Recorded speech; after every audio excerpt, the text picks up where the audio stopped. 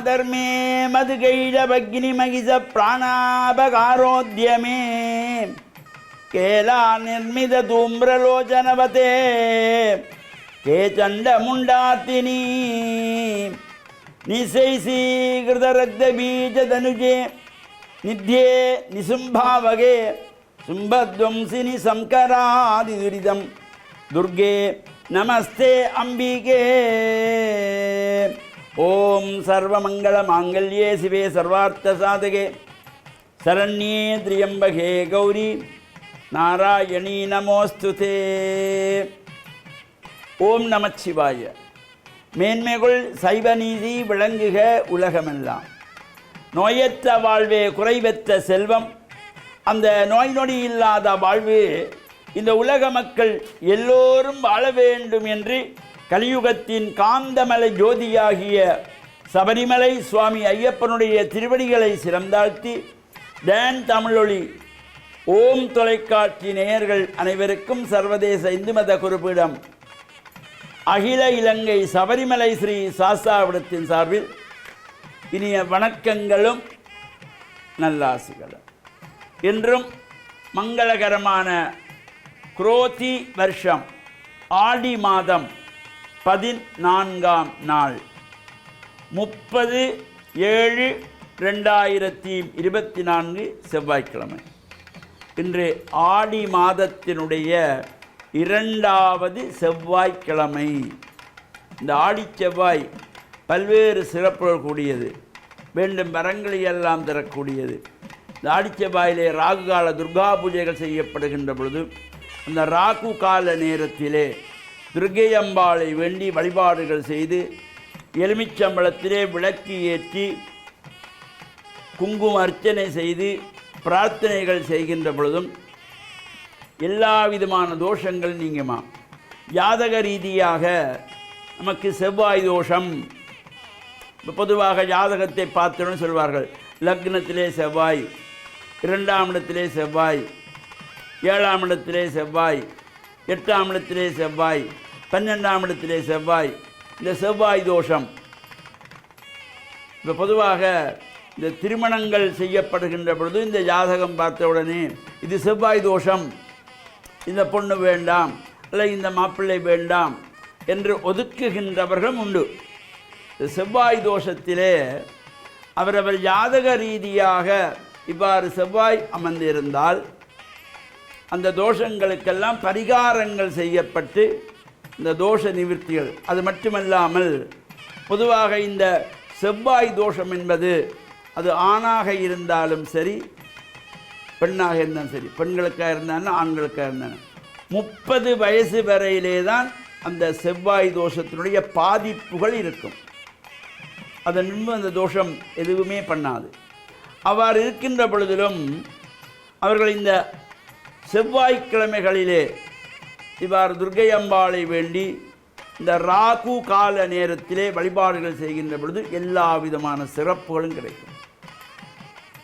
அவ்வாறு இந்த ஆடி செவ்வாய் 2வது செவ்வாய்க்கிழமை அம்பாளை வேண்டி வழிபாடுகள் செய்கின்ற பொழுது இந்த தோஷங்களெல்லாம் நீங்குகின்ற வகையிலும் நாம் நேற்றைய தினம் இந்த ஈசான திசையிலே ஏன் அந்த சிறப்புகள் சுவாமி வலம் வந்ததும் ஈசான திக்குக்கு வந்தவுடனே அங்கே சுவாமி நிறுத்தப்பட்டு ஆலயத்திலிருந்து பட்டு காளாஞ்சி நைவேதனம் கொண்டு செல்லப்பட்டு அங்கு தீபாராயணம் செய்யப்பட்டு சுவாமிக்கு பட்டு சாத்தி வேதபாராயணங்கள் செய்யப்பட்டு தேவார புராணங்கள் எல்லாம் பாடப்படும். அவர் அந்த ஈசான திசைக்கு அவ்வளவு ஒரு சிறப்பு. நான் நேற்றைய தினம் சொன்னது போல இறைவனுடைய 5 முகங்களிலிருந்து இந்த தோன்றிய வேதங்கள் தத்புருஷ முகத்திலிருந்து இந்த 21 சாகை கொண்ட ருக்வேதம், அதே போல் அகோர முகத்திலிருந்து 100 சாகை கொண்ட யசுர்வேதம். இவ்வாறு ஒவ்வொன்றும் தோன்றியது போல இந்த ஈசான முகத்திலே இருந்து திவ்யமான 28 ஆகமங்கள் தோன்றியதினாலே இந்த ஈசானத்திலே எல்லா விதமான வித்தைகளினுடைய இருப்பிடமாக அனைத்து சிறப்புகளும் தரக்கூடியது. சிவனுடைய பூரணமான ஆசி கிடைக்கின்ற வகையிலே இந்த ஈசான திக்கிலே இவ்வாறு தேவாரங்கள் எல்லாம் பாடப்பட்டு அந்த உற்சவ காலங்களிலே ஈசான திசைக்கு அவ்வளவு ஒரு சிறப்பு. இதனுடைய தொடர்ச்சியை மீண்டும் இந்த ஈசானத்தினுடைய சிறப்பை சிந்திப்போம் என்று கூறி, டான் தமிழொலி ஓம் தொலைக்காட்சி நேயர்கள் அனைவருக்கும் சர்வதேச இந்து மத குருபீடம் அகில இலங்கை சபரிமலை ஸ்ரீ சாஸ்தாபீடத்தின் சார்பில் நல்ல ஆசிகளை கூறிக்கொள்வதில் மன மகிழ்வு கொள்கிறோம். சர்வே ஜனாக சுகினோ பவந்து, சமஸ்த சன்மங்களானி சந்து. சுபம்.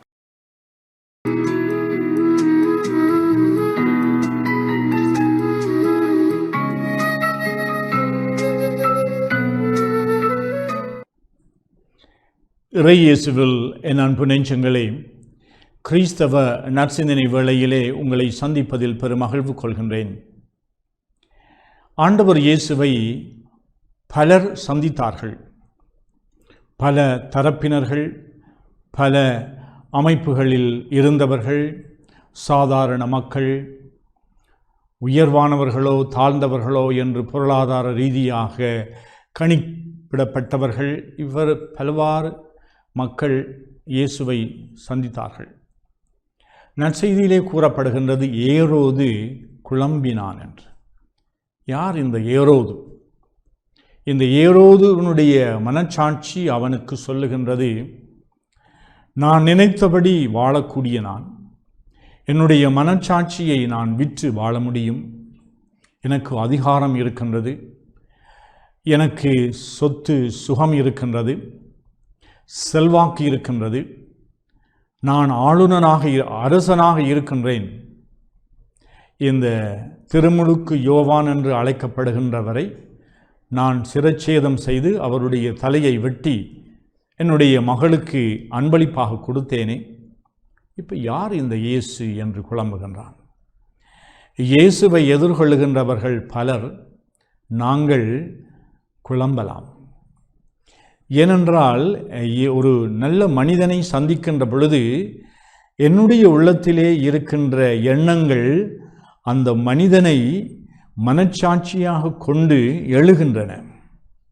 அடுத்தவர்களுடைய கண்ணாடியிலே நான் என்னை பார்க்கின்ற பொழுது என்னுடைய உண்மையான நிலையை நான் மதிப்பீடு செய்யக்கூடிய ஒரு சந்தர்ப்பம் பிறக்கின்றது.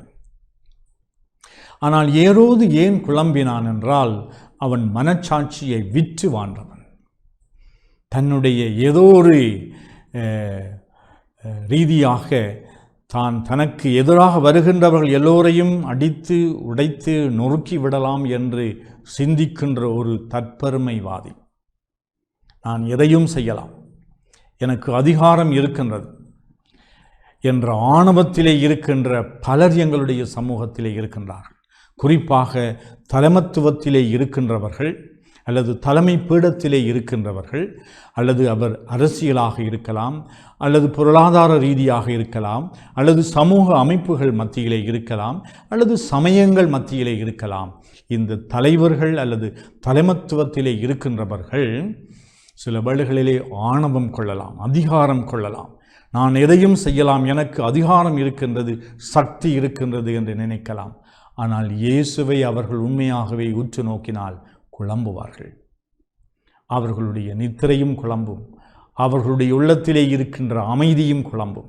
ஏனென்றால் ஆண்டவருடைய குரல் அவர்களுடைய உள்ளத்தை குடைந்து கொண்டுதான் இருக்கும்.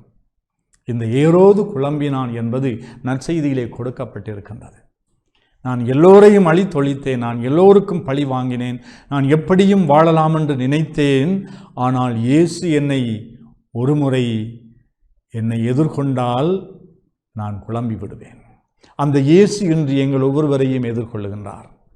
மனச்சாட்சியாக வருகின்றார், தூய்மையான உள்ளத்தோடு வருகின்றார், என்னை அரவணைக்க வேண்டும் என்று வருகின்றார்.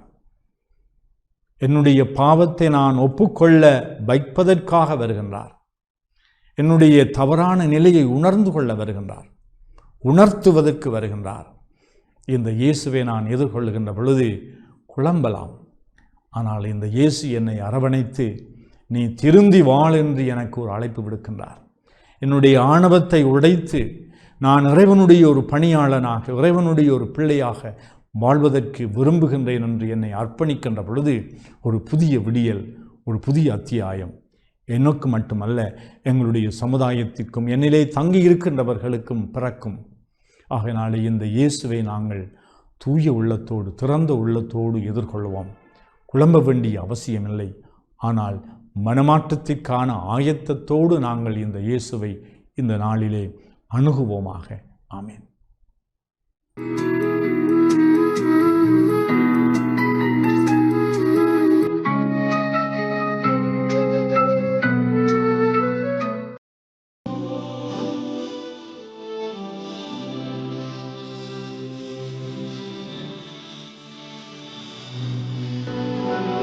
பிஸ்மில்லாஹிர் ரஹ்மானிர் ரஹீம். இஸ்லாமிய நற்சிந்தனையோடு இணைந்திருக்கக்கூடிய நேயர்கள் அனைவருக்கும் அஸ்ஸலாமு அலைக்கும் வரஹ்மத்துல்லாஹி வபரகாத்துஹு. இன்றைய இஸ்லாமிய நற்சிந்தனையில் ரசூலுல்லாஹி ஸல்லல்லாஹு அலைஹி வஸல்லம் அவர்கள் மனித சமூகத்திற்கு அறிமுகப்படுத்திய நீதி கொள்கை, நேர்மை கொள்கை என்பதை மிகச் சுருக்கமாக உங்களோடு பகிர்ந்து கொள்ளலாம் என்று ஆசைப்படுகின்றேன். ரசூலுல்லாஹி ஸல்லல்லாஹு அலைஹி வஸல்லம் அவர்கள் மனித சமூகத்தில் அல்லாஹ்வுடைய தூதராக அறிமுகம் செய்யப்பட்ட காலத்திலிருந்து மரணிக்கின்ற வரைக்கும் நீதிநெறி தவறாமல் நேர்மை என்றால் என்ன என்பதை மனித சமூகத்திற்கு தனது நடவடிக்கைகளினூடாக உணர்த்தக்கூடிய பக்குவமிக்க ஒரு தலைவராக இந்த மண்ணில் வாழ்ந்து காட்டினார்கள். நீதி நேர்மையை நிலைநாட்டுவதில் இஸ்லாமிய மார்க்கம் முன்னணியில் இருக்கின்றது என்பதை நாங்கள் புரிந்து கொள்ள வேண்டும். கருப்பர் வெள்ளையர்களுக்கு மத்தியில் எந்த வித்தியாசமும் கிடையாது. உயர்ந்தவன் தாழ்ந்தவன் என்ற பாகுபாடு கிடையாது. பணக்காரன் ஏழை என்ற வேற்றுமைகள் இஸ்லாத்தின் கண்ணோட்டத்தில் இருக்க முடியாது என்பதைத்தான் இந்த தீனுல் இஸ்லாம் தனது சட்டதிட்டங்களின் ஊடாக மனித சமூகத்திற்கு கற்றுக் கொடுக்கின்றது. ஒரு மனிதன் குற்றமிழைத்து விட்டால் அந்த மனிதன் எந்த நிலையில் இருக்கக்கூடியவனாக இருந்தாலும் சரி, எந்த குடும்ப பின்னணியோடு வாழக்கூடியவனாக இருந்தாலும் சரி, எப்படிப்பட்ட உயர்நிலையில் வைத்து மதிக்கப்படுகின்ற மனிதனாக இருந்தாலும் சரி, குற்றவாளியை குற்றவியல் சட்டத்திற்கு முன்னால் நிறுத்த வேண்டும் என்பதில் இஸ்லாம் ஒரு தெளிவான கோட்பாட்டோடு இந்த மனித சமூகத்திற்கு அறிமுகப்படுத்தப்பட்டது. அதனை உணர்த்தும் முகமாக ரசூலுல்லாஹி ஸல்லல்லாஹு அலைஹி வஸல்லம் காலத்திலே மிகச்சிறந்த உயர்த்தி மதிக்கப்பட்ட ஒரு குடும்பமாகிய மஹ்சூமியா கோத்திரத்தைச் சேர்ந்த ஃபாத்திமா என்ற ஒரு பெண்மணி திருடிய சம்பவம் அரங்கேறுகின்றது. இந்த வழக்கு நபிகளாருடைய விசாரணை மன்றத்திற்கு கொண்டு வரப்பட்டு நபி அவர்கள் அதை விசாரிக்கின்றார்கள். அந்த விசாரணையின் பின்னணியில் ஃபாத்திமா என்ற பெண்மணி குற்றவாளி என்பது நிரூபிக்கப்படுகின்றது. எனவே இஸ்லாத்தின் கண்ணோட்டத்தில் ஒரு மனிதன் திருடிய நிகழ்வு உறுதிப்படுத்தப்படுமாக இருந்தால் திருடியவனுடைய கரம் துண்டிக்கப்பட வேண்டும், அவனுக்கு கரச்சேதம் செய்யப்பட வேண்டும் என்பது இஸ்லாத்தின் குற்றவியல் சட்டமாக இருக்கின்றது. அந்த வகையில் அந்த பெண்மணிக்கு கரச்சேதம் செய்யப்பட வேண்டும், வலது கை மணிக்கட்டோடு துண்டிக்கப்பட வேண்டும் என்ற அந்த சட்டம் பிரகடனப்படுத்தப்படுகின்றது. அந்த நேரத்திலே நபி அவர்கள் மிகவும் நேசிக்கக்கூடிய ஒரு நபித்தோழராகிய உசாமா ரதியல்லாஹு அன்ஹு அவர்கள் நபிகளாரிடத்திலே வந்து பேரம் பேசுகின்றார்கள். நபிகளாரிடத்திலே வந்து, அல்லாவின் தூதரே, இந்த பெண்ணை பொறுத்தவரைக்கும் ஒரு உயர் குலத்து பெண்மணி, எல்லோரும் மதிக்கக்கூடிய குடும்பத்தைச் சேர்ந்த ஒரு பெண்மணி. எனவே அந்த பெண்ணுக்குரிய தண்டனையை எல்லோருக்கும் கொடுப்பதை போன்று நீங்கள் கொடுத்தால் குடும்ப மரியாதை, குடும்ப மானம் இல்லாமல் போய்விடும். அதனால் தண்டனையை கொஞ்சம் வித்தியாசப்படுத்தலாமே என்று நபிகளாருக்கு ஆலோசனை சொல்லுகின்றார்கள். அந்த நேரத்தில் நபி அவர்களுக்கு கோபம் ஏற்படுகின்றது. உடனே மக்கள் மன்றத்திற்கு வந்து நபி அவர்கள் மக்களை பார்த்து பேசுகின்றார்கள். மக்களே, என்னுடைய மகள் ஃபாத்திமா திருடியிருந்தாலும் அந்த மகளுடைய கரத்தையும் துண்டிப்பதில் பின்மிக்கக்கூடியவனாக இந்த முகம்மது இல்லை என்பதை நீங்கள் புரிந்து கொள்ள வேண்டும். எனவே மஹ்சூமியா கோத்திரத்தைச் சேர்ந்த ஃபாத்திமா என்ற பெண்மணி திருடியிருக்கின்றார்கள். எனவே அவர்களுக்கு தண்டனை இப்பொழுது உறுதிப்படுத்தப்படுகின்றது, நிச்சயிக்கப்படுகின்றது. எனவே அந்த தண்டனையில் என்னிடத்தில் யாரும் வந்து சிபாரிசு செய்யக்கூடாது. இஸ்லாம் எவராக இருந்தாலும் குற்றம் செய்தால் அந்த குற்றவியல் தண்டனைக்கு முன்னால் சமனாக நிறுத்தப்பட வேண்டும் என்ற கோட்பாட்டை சொல்லக்கூடிய மார்க்கம். அந்த மார்க்கத்தை பிரச்சாரம் செய்வதற்காகத்தான் அல்லாஹ்வினால் இந்த உலகத்திற்கு நான் அனுப்பப்பட்டிருக்கின்றேன். எனவே அந்த விடயத்தில் யாரும் என்னிடத்தில் வந்து சிபாரிசு செய்யக்கூடாது, சட்டத்தில் சலுகை கேட்கக்கூடாது என்பதை மிக தெளிவாக மனித சமூகத்திற்கு உணர்த்தினார்கள். ஏன்? அல் குர்ஆன் கூட அந்த கோட்பாட்டை மிக தெளிவாக சொல்லுகின்றது. எப்படி? வலா யஜ்ரிமன்னக்கும் ஸனஆனு கௌமின் அலா அல்லா தஅதிலு இஅதிலு ஹுவ அக்ரபு லித்தக்வா. ஒரு சமூகத்தின் மீது உங்களுக்கு இருக்கக்கூடிய வெறுப்பு, உங்களுக்கு இருக்கக்கூடிய அந்த குரோதம் அவர்களுக்கு மத்தியில் நீதியாக நேர்மையாக நடப்பதை விட்டும் உங்களை தடுக்கக்கூடாது. நீங்கள் நீதியாக நடவுங்கள், அதுதான் இறையச்சத்திற்கு மிக நெருக்கமானது என்ற கோட்பாட்டை இஸ்லாம் சொல்லுகின்றது. எனவே இந்த உலகத்திலே குற்றவாளி யாராக இருந்தாலும் சரி, எந்த மதத்தைச் சேர்ந்தவனாக இருந்தாலும் சரி, எந்த உயர் குலத்தைச் சேர்ந்தவனாக இருந்தாலும் சரி, குற்றவாளி தண்டனைக்கு முன்னால், சட்டத்திற்கு முன்னால் நிறுத்தப்பட வேண்டும் என்பதில் இஸ்லாம் மிக தெளிவான ஒரு கோட்பாட்டை எங்களுக்கு சொல்லுகின்றது.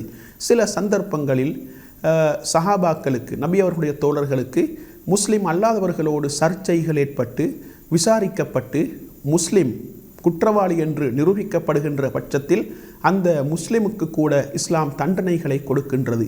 அந்த நேரத்தில் முஸ்லிம் அல்லாதவன் என்ற அந்த வேறுபாட்டை இஸ்லாம் பார்க்காமல் குற்றவாளி எவராக இருந்தாலும், முஸ்லிமாக இருந்தாலும், இறையச்சமுள்ள மனிதனாக இருந்தாலும், அல்லாவை பயந்து நடக்கக்கூடிய மனிதனாக இருந்தாலும், அவன் குற்றவாளி என்று நிரூபிக்கப்படுகின்ற பட்சத்தில் அந்த மனிதனுக்குரிய தண்டனையை நிறைவேற்றுவதில் இஸ்லாம் மிக தெளிவான ஒரு கொள்கையோடு இந்த உலகத்திற்கு அறிமுகம் செய்யப்பட்டிருக்கின்றது என்பதை மிக தெளிவாக நாங்கள் புரிந்து கொள்ள வேண்டும். எனவே வேற்றுமைகள் இஸ்லாத்திலே கிடையாது, வேறுபாடுகள் இஸ்லாத்திலே கிடையாது, உயர்குலம் தாழ்குலம் என்ற அந்த வித்தியாசங்கள் இஸ்லாத்திலே கிடையாது, பணக்காரன் ஏழை என்ற வித்தியாசம் கிடையாது, அரபி அஜமி என்ற வேறுபாடு இஸ்லாத்திலே கிடையாது. சட்டத்திற்கு முன்னால் அனைவரும் சமனானவர்கள் என்ற அந்த கோட்பாட்டை நபி அவர்கள் மனித சமூகத்திற்கு அறிமுகப்படுத்தினார்கள். இந்த உலகத்திலே இறையச்சத்தோடு அல்லாவை பயந்து நடக்கக்கூடியவர்கள் தான் அல்லாவிடத்திலே சங்கைக்குரியவர்கள், கண்ணியத்திற்குரியவர்கள் என்ற அந்த தத்துவத்தை இஸ்லாம் சொல்லுகின்றது. எனவே இந்த உலகத்திலே நீதியையும் நேர்மையையும் சமனாக நிலைநாட்டுவதற்கு வந்த மார்க்கம் தான் தீனுல் இஸ்லாம். அந்த மார்க்கத்தை பிரச்சாரம் செய்ய வந்த அல்லாவின் தூதர் ஸல்லல்லாஹு அலைஹி வஸல்லம் அவர்கள் இந்த மண்ணிலே நீதியை, நேர்மையை மனித சமூகத்திற்கு மத்தியிலே கட்டியெழுப்பினார்கள். அதன் மூலம் நீதித்துறையின் முன்னோடியாக நபி அவர்கள் இந்த உலகத்திற்கு அறிமுகம் செய்யப்பட்டார்கள் என்பதை நாங்கள் புரிந்து நீதித்துறையை நேர்மையாக நாங்கள் நிலைநாட்டுவதற்குரிய பக்குவத்தை பெற்று வாழ்வதற்கு வல்லவன் ரஹ்மான் எனக்கும் உங்கள் அனைவருக்கும் துணை புரிவானாக. வாஹிர் தாவானா அனில் ஹம்துலில்லாஹி ரப்பில் ஆலமீன்.